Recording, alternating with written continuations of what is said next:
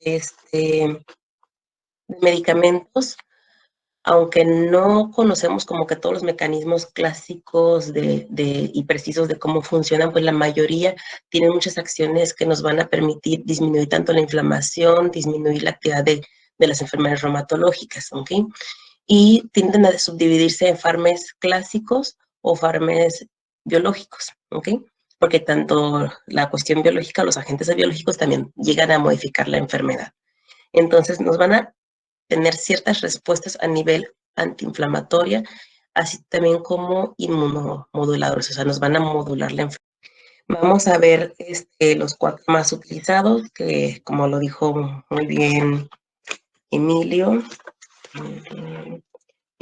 son metrotexate, sulfasalacina, leflunomida y los antimaláricos como la hidroxicloroquina, ¿ok? Vamos a ver, ahí está.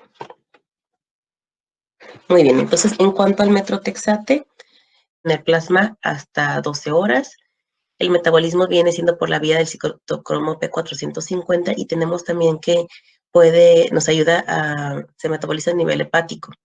Se elimina por la orina y hay que tomar en cuenta que como se elimina por la orina, por eso hay que hidratar al paciente. Generalmente, si se va a aplicar ciclofosfamida, les indicamos cargas ya sea que tomen 1 litro de agua previo a su aplicación o intravenoso con alguna solución, Harman, por ejemplo, para evitar el riesgo de la cistitis hemorrágica, porque sí es frecuente ese efecto adverso.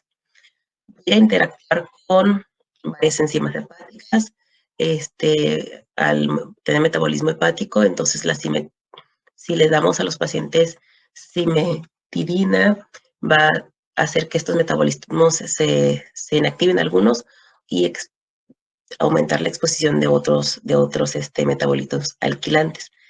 El allopurinol aumenta la semilla de la ciclofosfamida e incrementa el riesgo de que tengan mielosupresión también. Y la succinilcolina, va a disminuir la actividad de la pseudocolinesterasa del plasma y puede potenciar el efecto de la succinilcolina, el uso de la ciclofosfamida. Entonces tenemos que, en ciertos casos especiales, hay que preguntarle a los pacientes siempre qué medicamentos están tomando. Por ejemplo, si es un paciente con allopurinol, pues saber que nos va a aumentar el riesgo de tener efectos adversos de la ciclofosfamida. Y en cuanto a la cetoprina es otro medicamento inmunosupresor que el mecanismo de acción, si se fijan, los inmunosupresores tienen que ver con la síntesis de bases purinas y pirimidas. Y estos, al tener inhibición de la síntesis de estas, digamos que moléculas en especial, va a hacer que la actividad a nivel del sistema inmune disminuya. Por eso se llama inmunosupresor. Se utiliza la cetoprina en múltiples enfermedades reumatológicas. Sin embargo, a diferencia de la ciclofosfamida, sí se utiliza en las miopatías, como la dermatomiositis y la polimiositis. Se utiliza en el síndrome de BC, en la artritis psoriásica también, en la artritis reactiva y en varias vasculitis. Casi todas las enfermedades del tejido conectivo tienen buena aceptación para su uso y para disminuir su actividad. Ahora, la dosis de la cetoprina también se calcula por kilo de peso. ¿Quién me puede decir cuál es la dosis? De acuerdo al libro de reumatología. Sí, por favor. De 3 a 5 miligramos por kilogramo. Ajá. Puede aumentar. No, casi no. Yo tengo que de 2 a 2.5 miligramos por kilo. Ajá. ¿Quién había levantado la mano primero? Lo que pasa es que no se escuchaba casi. Creo que fue Gerardo. ¿Sí? Ok, adelante, por favor. No, pues yo lo que iba a decir era, ya le dijeron, era Gerardo, lo que tenía Gerardo Gabriel. 1 a 4 miligramos por kilogramo de peso por día. Ajá. ¿Quién más? Yo tengo la dosis de 1 miligramo sobre kilogramo. Y si se tolera, de 2 a 2.5. Ajá. ¿Y alguien más tiene alguna otra dosis?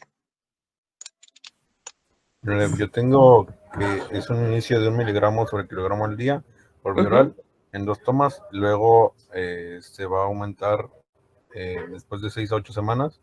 Se va a aumentar de 0.5 miligramos sobre kilogramo cada 4 semanas y hasta llegar a un máximo de 2.5 miligramos sobre kilogramo al día. Muy bien, ok. Sí, la dosis es lo que dijeron todos, sí, digamos que tienen la razón. Sí varía la dosis dependiendo de la enfermedad, pero en general es de 1 a 2 miligramos por kilo día, ¿ok? Si tenemos un paciente, por ejemplo, de 75 kilos, ¿cuánto le daríamos de medicamento? Y tiene polimiositis, Isaac. No estoy seguro. Pues ya me dijo usted la dosis. Pero especialmente en polimiositis. Ajá. No, o sea, no importa la enfermedad, es por decir un ejemplo, pero pesa 75 kilos. ¿Cuánto le darías? Pues 75 miligramos al día. Le iniciarías con 75 miligramos al día, muy bien. Y de ahí se puede aumentar incluso hasta 150. Las tabletas vienen de 50 miligramos, ¿ok? Si vieron la presentación aquí, vienen de 50 miligramos. ¿Okay? Entonces, generalmente pueden tomar uno cada 12 horas, una cada 8 horas, dependiendo del caso del paciente. Y vemos aquí, gracias Isaac, puede provocar náuseas, mielosupresión, procesos infecciosos, malignidad y también puede provocar urticaria como efectos tóxicos. Tiene, no sé, me falta que participe. Luis Eduardo Castro, ¿me puedes decir, por favor, ayudar a leer la diapositiva? Sí, doctora. Ok. Pues menciona que tiene una absorción buena por vía oral, una biodisponibilidad del 27 a 83%, unión a proteínas plasmáticas de 30%, una vida media de 1 a 2 horas, vía muscular intracelular de metabolitos activos de 1 a 2 semanas, y excreción renal 1%, principalmente metabolitos.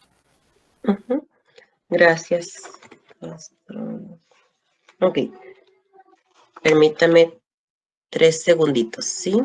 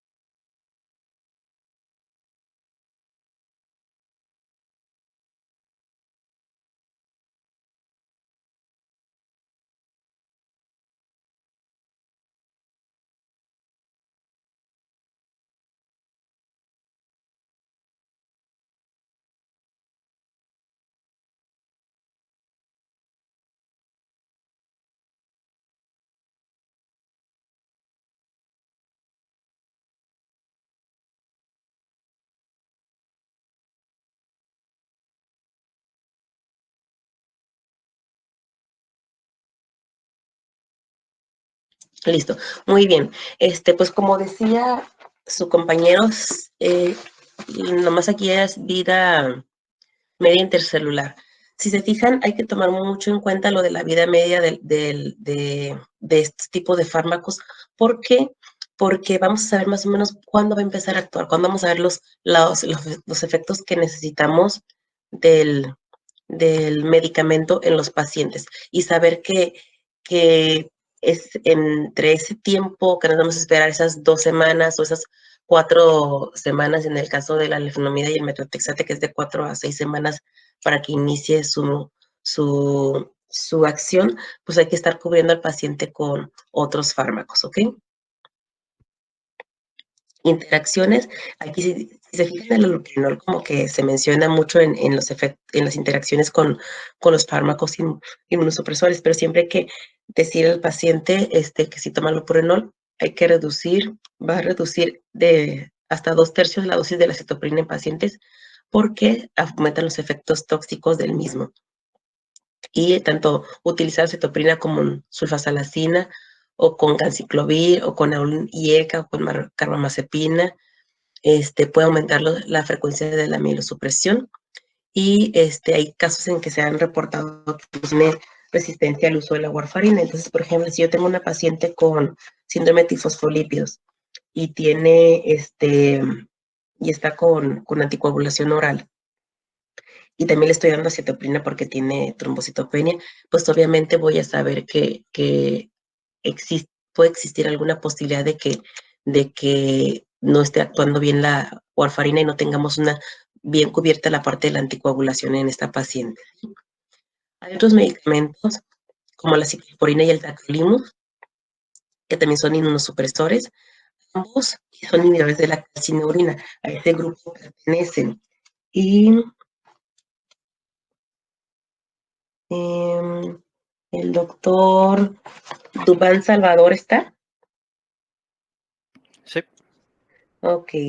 ¿Me puedes decir, por favor, cómo actúa la ciclosporina? Esta pues va a formar una especie de complejos con la ciclofilina, lo cual se va a unir a la calcineurina y pues va a producir una inhibición. Esto va a causar que la actividad de la fosfatasa de la calcineurina impida la translocación de factores nucleares en los linfocitos T. Y pues esto va a impedir translocaciones necesarias para ciertos genes como citocinas, como la interleucina 2 y entre otros. Ok, muy bien, gracias. Dosis de la ciclosporina. ¿Quién me ayuda con la dosis?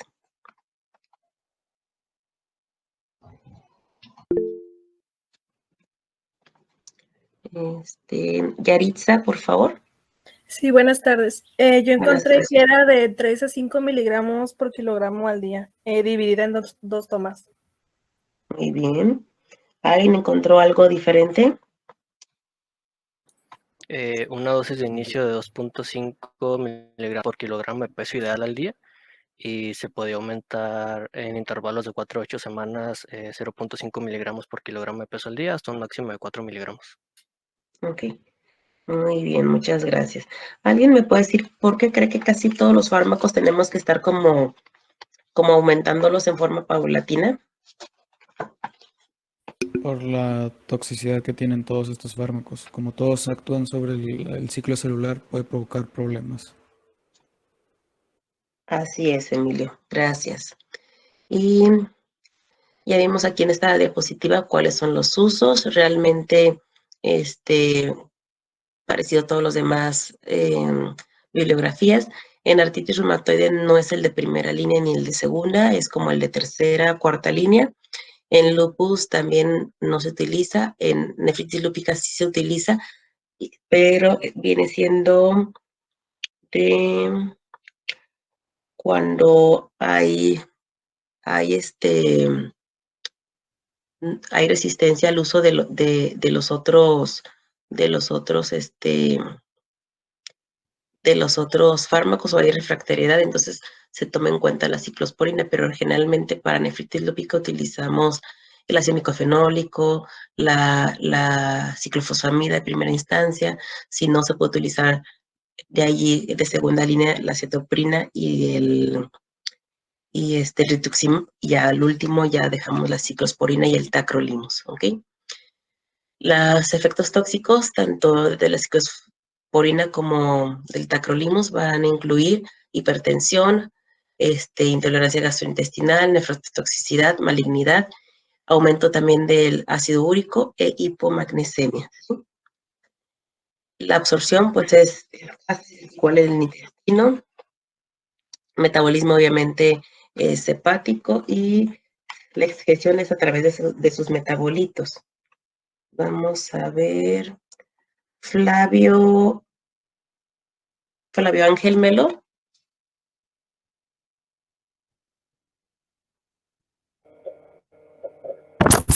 Hola, doctora, buenas tardes.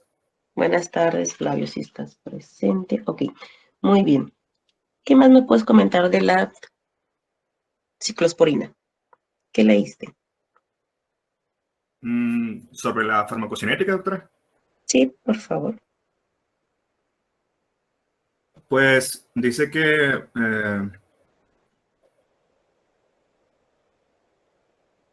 pues más que nada lo que viene aquí en la diapositiva, no sé si gusta que se la lea. Está bien, apóyame con la lectura, por favor.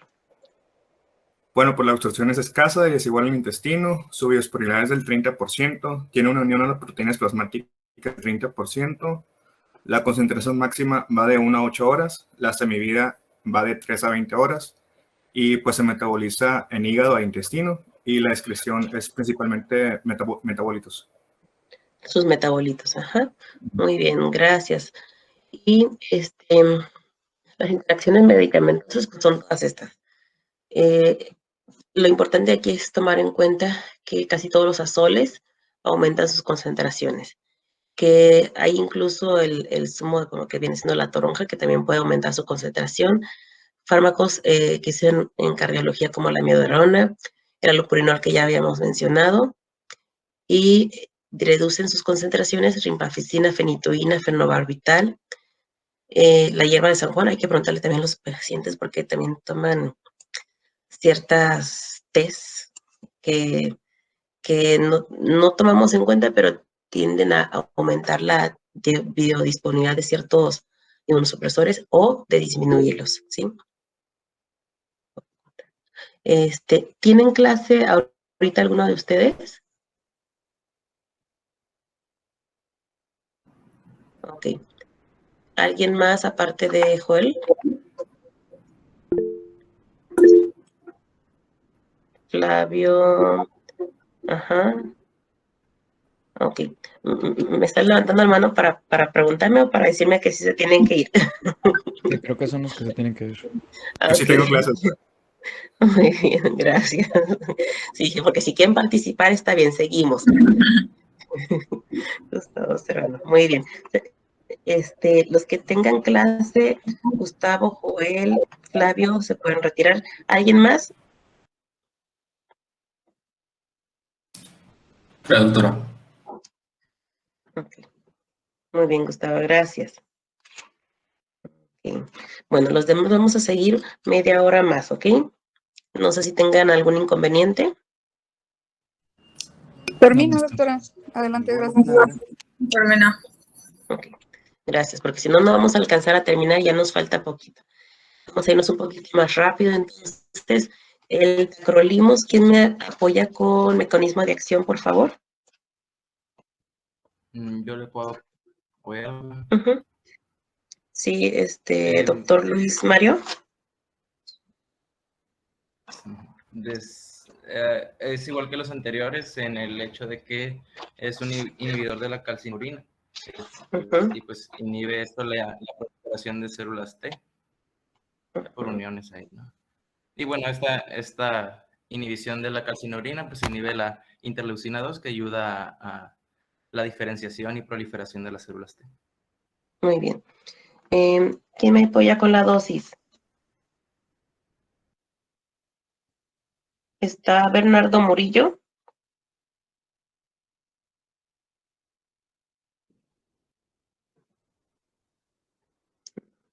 ¿Está Daniel Murillo? ¿Qué tal, profesora? ¿Se me escucha? Hola, Sí. Daniel, buenas tardes. Buenas tardes, profesora. Sí. Dosis del tacrolimus, por favor, Daniel. Okay. De acuerdo al libro que consulté, empieza para trasplantes de 0.2 miligramos por kilogramo por día. Se busca alcanzar una concentración típica de 5 a 20 nanogramos por mililitro. Muy bien. ¿Alguien más leyó alguna otra dosis? Yo tengo otra que era para casos de psoriasis, que era de 0.05 miligramos por kilogramo de peso al día hasta llegar a 0.1 por kilogramo de peso también, miligramos. Ese es en el caso de psoriasis. Muy bien. ¿Alguien más?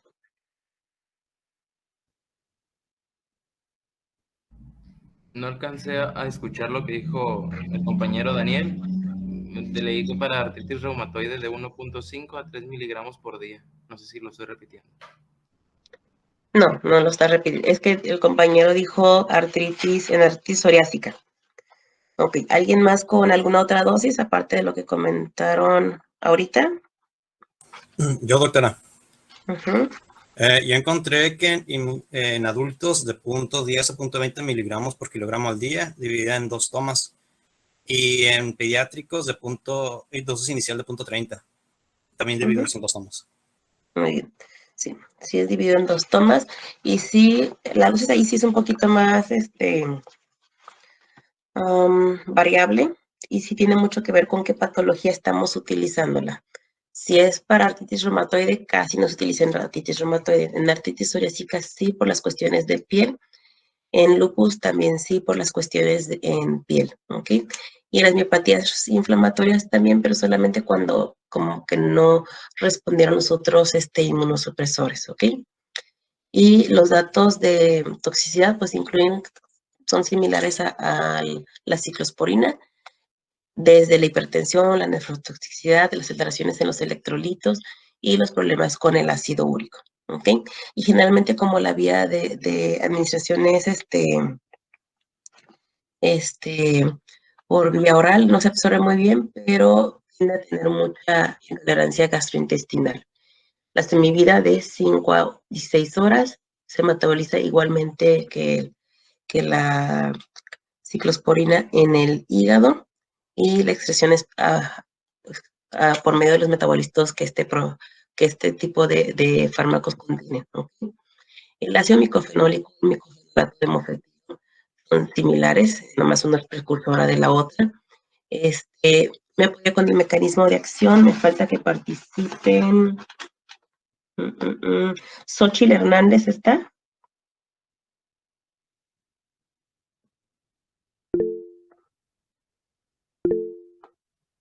Ángela Arciera. Ángela, por favor. Sí, se inhibe la síntesis de las purinas en los linfocitos y de forma no competitiva, y a la enzima inosina de monofosfato. Muy bien, gracias. Dosis, usted mismo, Ángela, por favor.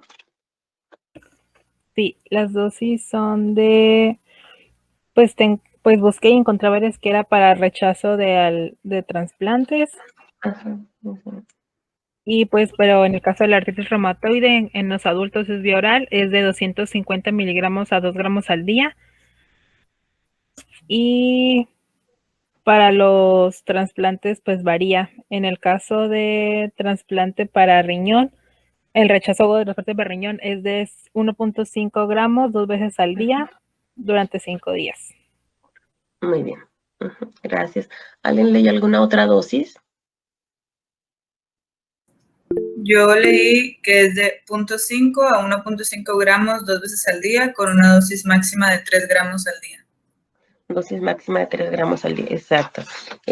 Como comentó la doctora Cristina, esa es la dosis. Empezamos con 0.5 o 500 miligramos por día, y dosis máxima son 3 gramos. Entonces, el paciente tendría que estar tomando, no les puse la imagen de la presentación, pero vienen de 500 miligramos. ¿Okay? Vienen de 500 miligramos y tendría que estar tomando al paciente, empezar con una tableta e ir titulando, y dosis máxima son 6 tabletas por día, ¿ok? ¿Por qué? Porque si nos pasamos de esa dosis, incrementa el riesgo de la toxicidad. Entonces, las dosis máximas están creadas para saber hasta dónde podemos utilizarlo en el paciente en forma segura, ¿ok? En caso de que nos pasáramos de esa dosis, en pacientes que son un poquito más sensibles, pues tienden a tener diarrea, náusea, dolor abdominal, vómito, leucopenia, infecciones y aumento de las transaminasas sobre todo. En cuanto a las infecciones, es algo que comúnmente se repite en casi todos los medicamentos inmunosupresores, y tenemos que, en cuanto a ello, están el que favorezca por la inmunosupresión un poquito infecciones, sobre todo a nivel respiratorio, gastrointestinal y de vías urinarias, ¿ok? Y si existe una infección preexistente, una infección previa, perdón, estos tienden a hacer que el proceso infeccioso sea más resistente y más grave. Entonces sí hay que tener mucho cuidado en cómo utilizar este tipo de fármacos. El saber de estos fármacos nos va a apoyar para,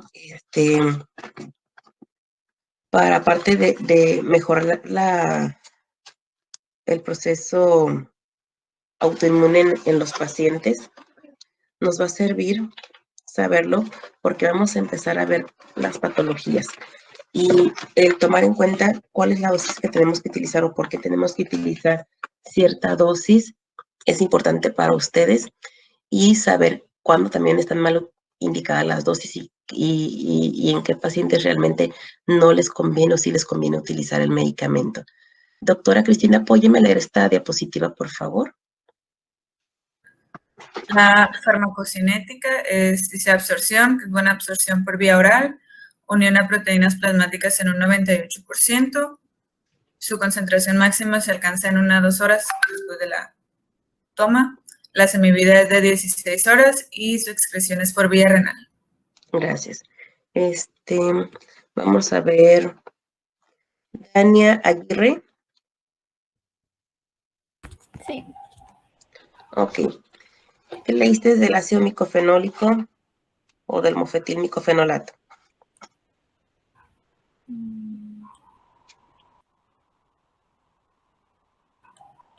Pues los efectos adversos o la toxicidad es muy común, las náuseas, puede provocar hipertensión o incluso hipotensión, dolor torácico, taquicardias, cefalea, insomnio, ansiedad. También puede provocar estreñimiento y dolor abdominal. Ok. Y bueno, hay aquí una cuestión que hay que checar, el saber cómo elegir o en quiénes elegir ciertos fármacos. Se ha visto varios estudios, por ejemplo, en pacientes con lupus, que es de las enfermedades del tejido conectivo donde más se utiliza el mofetilmicofenolato, y se ha visto que en las manifestaciones hematológicas ayuda muy bien. En cuestiones de anemia hemolítica, en cuestiones de trombocitopenia, en cuestiones de afección renal por la enfermedad, o sea, nefritis lúpica también actúa muy bien. Y pero van a decir, bueno, ¿cómo elijo yo o cómo puedo saber qué medicamento dar?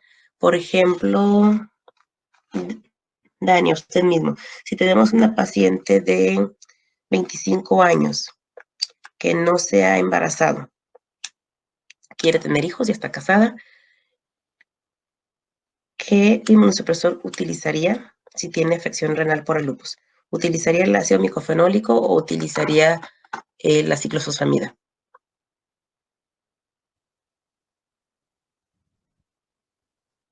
El micofenolato. ¿Por qué? Porque la ciclofosfamida tiene efectos adversos que puede provocar esterilidad, entonces es una joven que pues, puede quedar embarazada en el futuro. Muy bien, de hecho, sí es una de las conductas para tomar la decisión. Sin embargo, también tomamos en cuenta parte de la reproducción. Tomamos en cuenta que el paciente, el tipo de raza, en pacientes, por ejemplo, caucásicos, les ayuda mejor la ciclofosfamida.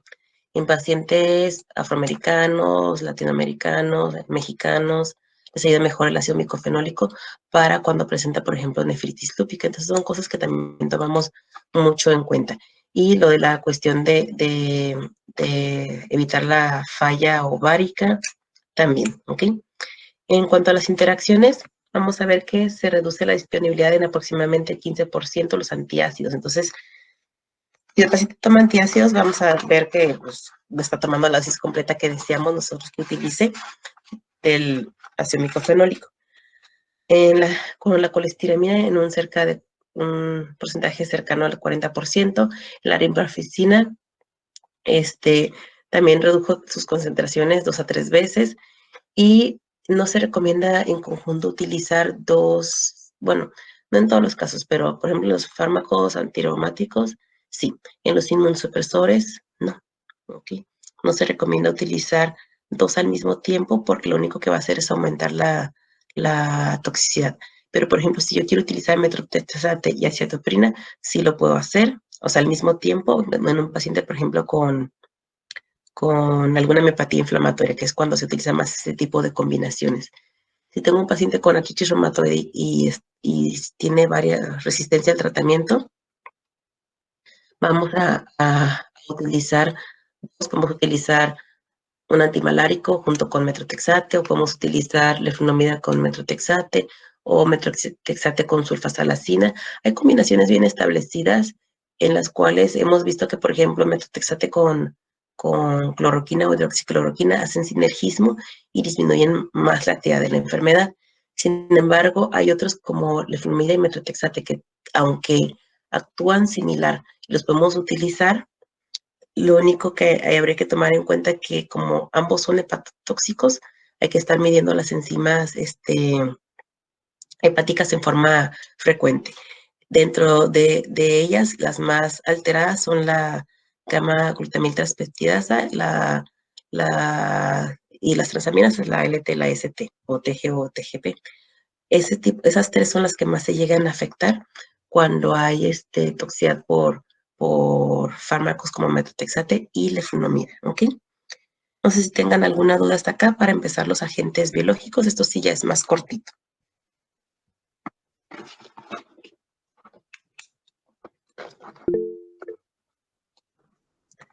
Ángel Alberto González. Ajá. Dime, Ángel.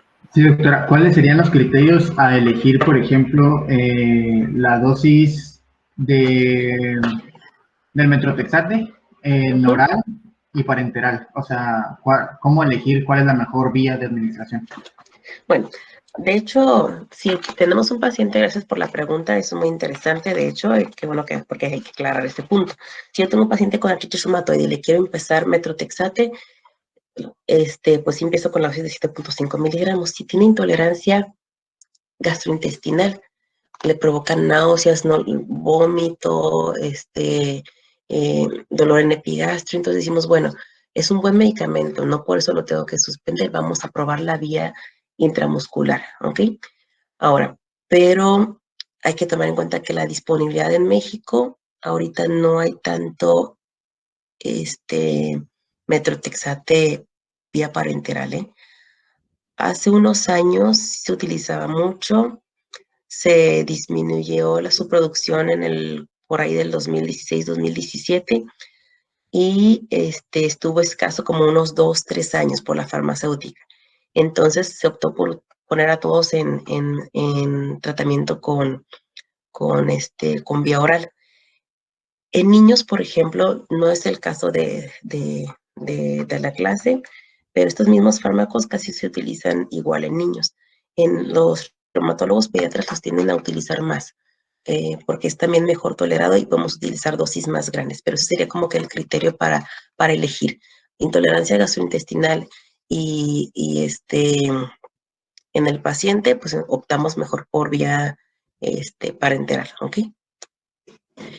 Y otra cosa aclarando, de la vía parenteral hay varias presentaciones, uno es 50 miligramos sobre 2 mililitros, otro es el de 500 miligramos sobre 5 mililitros. En ambos se podría utilizar, pero esas cantidades son más para vía como intratecales, más para el área de oncología, ¿sí? El que se llega a utilizar en reumatología es el de 50 miligramos sobre 2 mililitros, ¿sí? No sé si aclaré tu duda, Ángel. Sí, de acuerdo. Gracias. Gracias. Bueno, Jimena Cano. Sí, doctora, aquí está. ¿Qué leíste sobre agentes biológicos? Buenas tardes, Jimena. Buenas tardes, doctora. Pues yo leí que los agentes biológicos pues son estas terapias que pueden ser consideradas, que tienen un favorable impacto en la disminución en el daño estructural de las articulaciones, ¿no?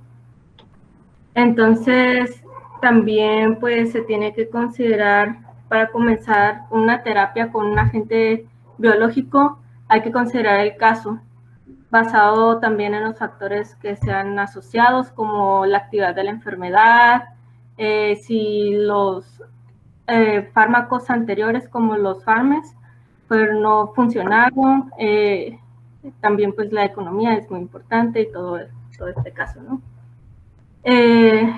También pues que son antagonistas del factor de necrosis tumoral, que tienen un rápido comienzo de acción, y pues esto pues frecuentemente ocurre en pocas semanas, comparado con los fármacos que ya vimos anteriormente, que son tradicionales, más tradicionales en su uso. Okay. Y pues también tiene efectos adversos pues más serios, ¿no? También hay que considerar eso, que pueden ir desde infecciones oportunistas, especialmente los microorganismos intracelulares, como mencionaba aquí la literatura, que puede principalmente tuberculosis, etcétera, ¿no? Sí, muy bien, gracias. Long León.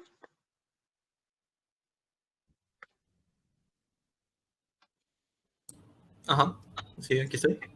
¿Qué leyó usted sobre los agentes biológicos?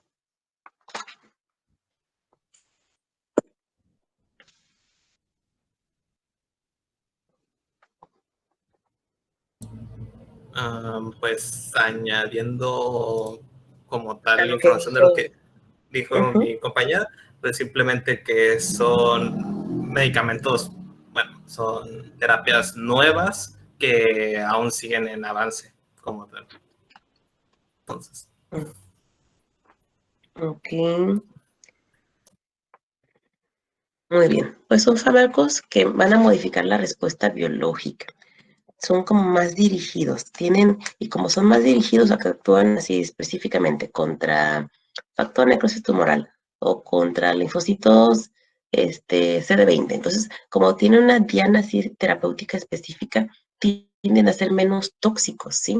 Menos tóxicos y más eficaces para tratar las enfermedades reumatológicas.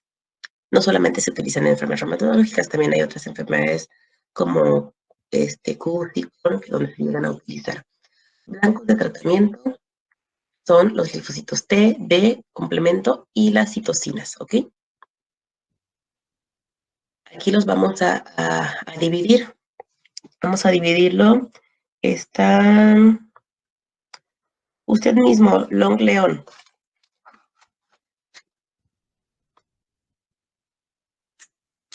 Ajá. ¿Me puedes apoyar con la diapositiva, por favor? ¿Cómo los clasificamos? Ok, están los anti-TNFA, que es el infliximab, el etanercept, adalimumab, certolizumab, golimumab, los antagonistas del receptor de interleucina 1, y es anakinra, el antagonista del receptor interleucina 2, del 6, perdón, que es tokesilumab, el anti-CD20, el rituximab, proteína de fusión, abatacept. Muy bien, gracias. Ok. Son difíciles los nombres, ¿no? Bueno, uno ya los maneja, pero son cada abreviación o prefijo que tienen este tipo de fármacos es por cómo se hicieron, cómo se utilizan, ¿ok? Entonces tenemos aquí que cuando terminan en sept, significa que es vienen de la fusión de un receptor a la porción FC de la hemoglobina humana la IgG humana, ¿ok? Cuando dicen MAB, es un anticuerpo monoclonal. Cuando dicen CIMAB, anticuerpo monoclonal quimérico. Cuando dicen SUMAB, es anticuerpo monoclonal humanizado. Y cuando dicen RA, es un agonista del receptor. Ahora, por ejemplo, si tenemos nosotros infliximab. Si tenemos infliximab, el infliximab termina como acá, ¿no? Significa que es un anticuerpo monoclonal quimérico, ¿sí? Entonces va a tener una región en el anticuerpo murino y otra región constante humana. Cuando normalmente lo dividimos en 4, ¿sí? Me regreso a una diapositiva. La primera es cuando es murina. Cuando es murina significa que es completamente de ratón, 100%. Cuando es quimérico significa que contiene el 25% de las proteínas vienen de ratón. Cuando es humanizado es de que solamente 5 a 10% de las proteínas son de ratón, y cuando es humano, o sea, 100% humano, como por ejemplo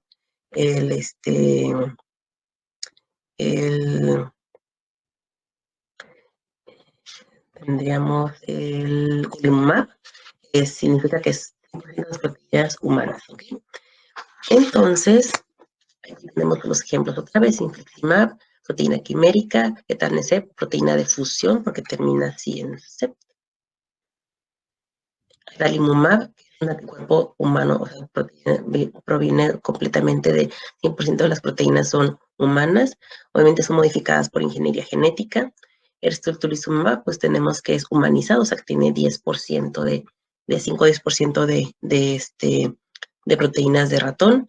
Y el golimumab también completamente humano, ¿ok? Entonces eso nos sirve para saber cuál es el origen de cómo fue que crearon este tipo de agentes biológicos. Los agentes biológicos se utilizan cuando hay, digamos que, falta de respuesta al tratamiento con los fármacos clásicos. No solamente tiene que haber falta de respuesta. En algunas enfermedades como la artritis reumatoide ya se utilizan de primera línea. De primera línea significa que yo puedo decir, ¿sabes qué? Mi paciente tiene los recursos, te quiero dar adalimumab, en vez de empezar a darte metrotexate, o en vez de empezar a darte la leflunomida. Porque sé que va a ser más fácil su aplicación, porque es cada 2 semanas, porque sé que va a ser mejor tolerado, porque sé que la respuesta va a ser más efectiva y más rápida. Entonces, sí se puede optar por eso, ¿ok? Y tenemos aquí la dosis de cada uno de estos agentes biológicos. Infliximab se calcula por kilo de peso. En artritis reumatoide va hasta 3 miligramos por kilo de peso. En espondilitis es hasta 5 miligramos. Y el tiempo de aplicación es diferente. Es cada 8 semanas con infliximab, es vía intravenosa. Y en la espondilitis anquilosante es cada 6 a 8 semanas. Si vemos que no tiene buena respuesta, podemos bajarle a cada 6 semanas. El etanercept, hay 2 presentaciones, de 50 miligramos y de 25. Cuando damos el de 25 miligramos, la aplicación es 2 veces por semana. Cuando damos el de 50, es 1 vez por semana, vía subcutánea. El adalimumab, sí hay una dosis por kilo, pero eso es más para niños. Generalmente damos la de 40 miligramos cada 2 semanas, vía subcutánea. El golimumab es 50 miligramos 1 vez al mes, igual subcutáneo, o sea, está muy fácil de que el paciente se lo esté aplicando y que recuerde que se lo tenga que aplicar. En cambio, el certolizumab sí tiene una dosis inicial y una dosis de mantenimiento. Dosis inicial le damos 400 miligramos en la semana 0, en la semana 2 y en la semana 4. Ya de ahí vamos a estar dando 200 miligramos a la semana, y como mantenimiento 400 miligramos cada mes, ¿ok? Actúa muy bien estos enfermedades. Por ejemplo, si yo tengo un paciente con espondilitis anquilosante, es bien sabido que tanto el infliximab como el adalimumab funcionan muy bien. Si tengo un paciente con artritis reumatoide, el etanercept, el infliximab, el adalimumab les funciona muy bien. Casi todos están diseñados para artritis reumatoide inicialmente, pero luego se vieron que en otras patologías tenían muy buena eficacia, pero muy buena. Y si se fijan por acá, aquí dice y dice CU, que viene siendo la enfermedad de Crohn y la colitis ulcerosa. En gastroenterología lo utilizan mucho, sobre todo adalimumab e infliximab para estas dos patologías, ¿ok? Y también pacientes con artritis psoriásica se llega a utilizar estos agentes biológicos, sobre todo cuando no responden a los fármacos clásicos. Sin embargo, se ha visto que pacientes con el simple hecho de utilizar los agentes biológicos, sobre todo los anti-TNF, han tenido tanto disminución en la actividad a nivel articular como la actividad a nivel cutáneo, ¿ok? Hay efectos adversos que son relacionados al paciente o otras que son relacionadas al medicamento. Está Jessica Ramos. Sí, doctora. Jessica, apóyame con los efectos relacionados con el paciente. Ok, son infecciones, infecciones oportunistas, neoplasias, enfermedades desmielinizantes, falla cardíaca congestiva, anticuerpos que son antinucleares y anti-DNA, síndromes de lupus-like, hepatotoxicidad y reacciones dermatológicas. Muy bien. ¿Y las relacionadas con el medicamento? Las reacciones a la administración y la inmunogenicidad. Muy bien. Entonces vemos aquí que sí tiene muchos efectos adversos. Generalmente son infecciones, pero tienden a ser muy raras. Por eso, no me acuerdo quién fue quien me mencionó de ustedes que habíamos que estar checando antes de su aplicación que el paciente no tuviese, por ejemplo, tuberculosis. Hay un protocolo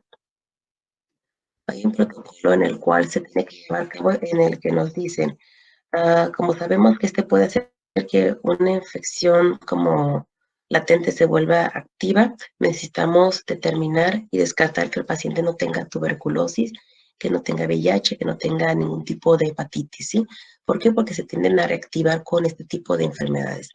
Hay incluso casos en los cuales se tiene que proteger de infecciones oportunistas, dar, por ejemplo, timetoprim para evitar neumocitis carini, pero realmente esos son como casos muy aislados. Generalmente no damos leptospira también. Ajá. Muy bien, Emilio. Generalmente no damos una profilaxis, pero sí nos prevenimos de que no tengan enfermedades que tengan en forma latente que se puedan reactivar, ¿ok?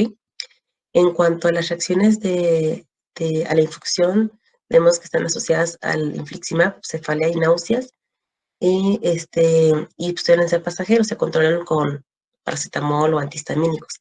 Incluso antes de dar la aplicación de infliximab, que es uno por los cuales estamos mencionándolo aquí, los tendemos a hidratar y aplicar algún antihistamínico o paracetamol, 1 gramo vía oral, dosis única, previo a la administración del infliximab, porque sí es frecuente encontrar que tengan cefalea y náuseas. Incluso se les pone ondansetron o algo o algún antiemético, ¿ok?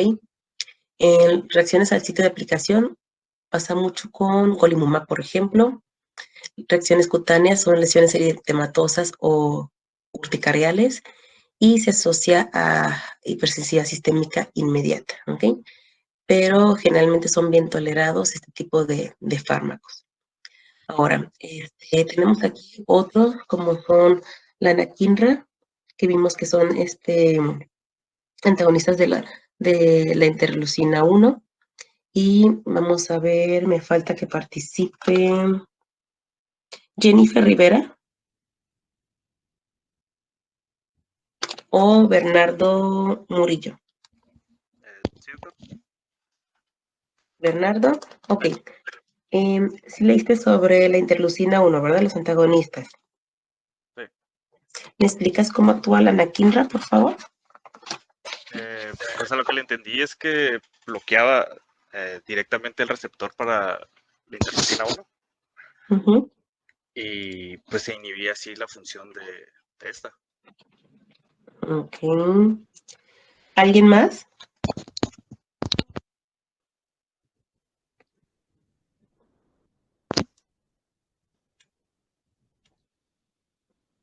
¿Alguien más leyó sobre la anakinra? ¿Jennifer no está? ¿Jennifer Rivera?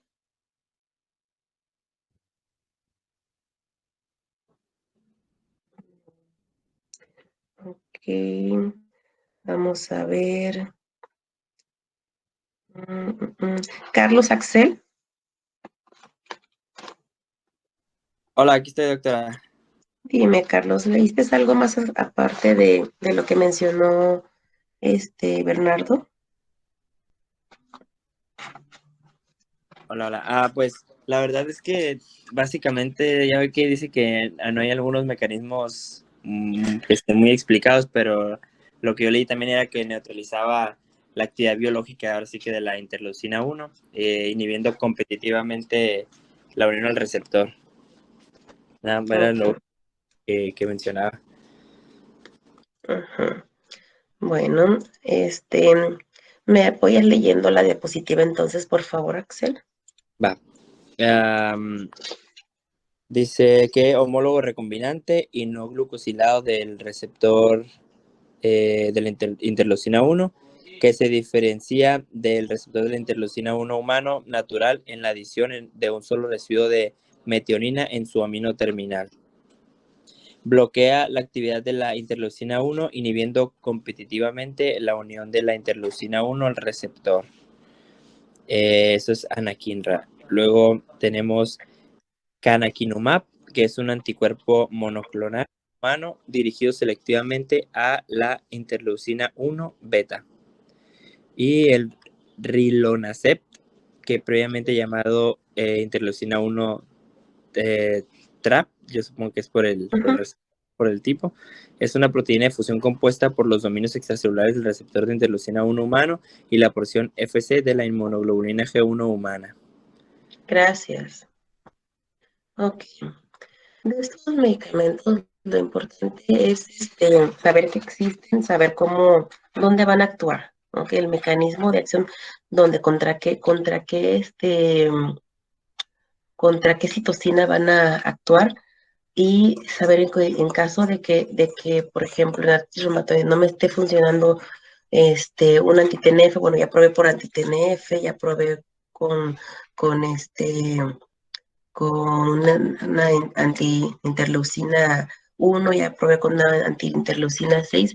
Entonces, ver opciones, o sea, ver opciones de tratamiento si ya nos fallaron los previos, sabiendo cuál es el mecanismo de acción, ¿ok?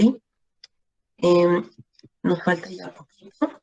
El rituximab es un anticuerpo monoclonal quimérico, destruye la aprobación sobre todo los linfocitos que expresan CD20. ¿Cuáles son los que expresan CD20? Son estos de acá, los listos pre-B y hasta los de memoria. Plasmocitos no expresan CD20, ni el pro-B, ni las células madre. Entonces, sabemos que de para acá es donde tienden a actuar, ¿ok? Y esto es importante saberlo. Es otra vía por la cual podríamos combatir o disminuir la actividad de, por ejemplo, pacientes con artritis reumatoide. En el caso de rituximab en específico, podemos utilizar varias pautas de tratamiento. Las dosis van desde 1 a 2 gramos o 1 gramo, por ejemplo, cada 15 días por 2 dosis. Eso formaría un ciclo un ciclo de rituximab, y ese mismo ciclo se puede repetir cada año o incluso cada 6 meses, depende de qué tan activo está el paciente. Pero si ya vemos que el paciente con artritis le dimos metotrexate, no ayudó, le dimos el funomida, no ayudó, le dimos algún antimalárico, no ayudó, le dimos incluso un anti-TNF, no ayudó, y le dimos también una antileucina 1, una antileucina 6. Tenemos que buscar qué otra forma podemos disminuir la actividad de la enfermedad, y otra de ellas pues es utilizando el rituximab, ¿ok? tanto rituximab como abatacept son dos agentes biológicos que sí nos van a apoyar para reducir la enfermedad, pero se utilizan como de tercera o cuarta línea en el caso de artritis reumatoide. Y el rituximab no solamente es en artritis reumatoide, también se utiliza en otros padecimientos como lupus eritematoso sistémico. Lo utilizan también los hematólogos en los casos de la PT y de la púrpura trombocitopétnica idiopática. Se utiliza también en pacientes con esclerosis sistémica que tengan neumopatía, que tengan problema pulmonar. Se utiliza también en las enfermedades pulmonares intersticiales, independientemente de enfermedad reumatológica o asociados con enfermedades reumatológicas como en esclerosis sistémica y en alguna miopatía inflamatoria. Entonces, este tipo de fármacos sí hay que conocerlos para tenerlos como alternativa terapéutica, ¿ok? El abatacept, pues, como su terminación lo dice, pues es una proteína de fusión humana, su termina en cept, contiene la porción extracelular del CTLA4 y el fragmento FC de la inmunoglobulina IgG1, ¿ok? Se utiliza solamente en pacientes con artritis reumatoide y pobre respuesta con los anti-TNF. Entonces, no, incluso en el Treat Target, que es como una de las guías que tenemos para el manejo de artritis reumatoide en base a objetivos, se utiliza el abatacept, pero viene siendo como la tercera, cuarta línea. Y en esto podemos ver en el pequeño resumen donde vemos la sustancia diana, que es la interleucina 1, la anaquirra, y es para la enfermedad que se utiliza, que es la artritis reumatoide. Otros, como el canakinumab, se utiliza en gota. Otros, como la deflexión de linfocitos B con el rituximab, aparte de utilizarlo en artritis reumatoide, se utiliza en linfomas también, en vasculitis también. Y el belimumab es también un anticuerpo monoclonal humano, en el cual se utiliza no en artritis, se utiliza en lupus, ¿ok? Se utiliza en lupus, pero no en todos los casos. Digamos que es el único, es el único tipo de agente biológico de este tipo de familias que se utiliza en lupus, pero nomás actúa, o sea, visto evidencia que tiene beneficio en su uso, tiene manifestaciones hematológicas y un poco renales, ¿sí? Se está como probando, todavía están en fase 3 los estudios con el belimumab en nefritis túpica, pero sí se ha visto que dermatológico y hematológico funciona muy bien, ¿sí? Y el abatacept en artritis reumatoide, artritis idiopática juvenil, en la variedad poliarticular, y los antagonistas del receptor de la interleucina 6 en tocilizumab. Es el ejemplo claro, también el sarilumab, se utiliza también en artritis reumatoide. No sé si han escuchado que este fármaco lo están utilizando mucho ahorita por el COVID. ¿Quién me puede hablar al respecto de ello? Ya por último. Que se usaban por la tormenta de citocinas que se generaban durante la respuesta de COVID. Entonces, por eso se estaban empleando. Sin embargo, pues se vio que realmente solo se estaban usando por un periodo corto de tiempo, porque tampoco se demostraba que la efectividad fuera tan grande como para decir que se mantenga su uso por tiempo prolongado. Así es. Entonces, como vemos que el COVID actúa mucho ahí, una tormenta, un periodo de tormenta de citocinas. Este tipo de agentes contra esas citocinas pues, también es bien utilizado. Entonces, no solamente el tocilizumab se también utiliza. lo comparaban con el uso de la dexametasona. Así es, con el uso de los esteroides, muy bien. Entonces, con esto podemos darnos una idea de más o menos la amplia gama de fármacos que utilizamos en la especialidad. Obviamente es como una introducción porque conforme vayamos viendo la patología van a saber, sí es cierto, porque pasa esto en fisiopatológicamente es que podemos utilizar este tipo de fármaco o las alternativas que tenemos farmacológicas, ¿ok? Entonces, es importante que le den una repasada porque las dosis yo en las presentaciones próximas no las voy a decir, solamente se las voy a preguntar cuando hablemos de artritis reumatoide, les voy a decir, a ver, Emilio, dígame la dosis del metotrexato otra vez, para que se les vayan aprendiendo, ¿ok? Porque eso sí vienen, les va a servir no solamente para pasar el examen, sino también para en situaciones futuras, ya cuando se empiecen a enfrentar el atender este tipo de pacientes, ¿ok? Bueno, no sé si tengan alguna duda por último, porque ya van a ser las 5 y yo sí tengo un compromiso. Todo bien. No, gracias. Todo en orden. Muy bien. Doctora Cristina, ¿qué vamos a ver la próxima semana? Osteoartritis. El martes, creo. Y el miércoles... no, el martes estudios de laboratorio y el miércoles osteoartritis. ¿Sí? Sí. Sí, martes estudios de laboratorio en reumatología con... miércoles también. Ajá, sí, porque según yo osteoartritis la vamos a ver de esta semana a la otra. Entonces vamos a ver ciertos estudios de laboratorio, vamos a empezar con reactantes de fase aguda, proteína C reactiva, velocidad de sedimentación globular. Y vamos, si no me equivoco, les puse el miércoles próximo ver los anticuerpos antinucleares y otras cuestiones ahí de análisis de líquidos sinovial también, si mal no me equivoco. Entonces, para que chequen esos reactantes de fase aguda, muy bien, gracias. Ajá. Factor reumatoide, muy importante. Ajá, sí. Muchas gracias. A ver, no me acordaba. Y eso vamos a verlo y hay que estudiarlo bien porque todo el mundo pide anticuerpos antinucleares y hay que saber cuándo pedirlos, por qué pedirlos, ¿ok? Y el factor reumatoide igual, ¿sí?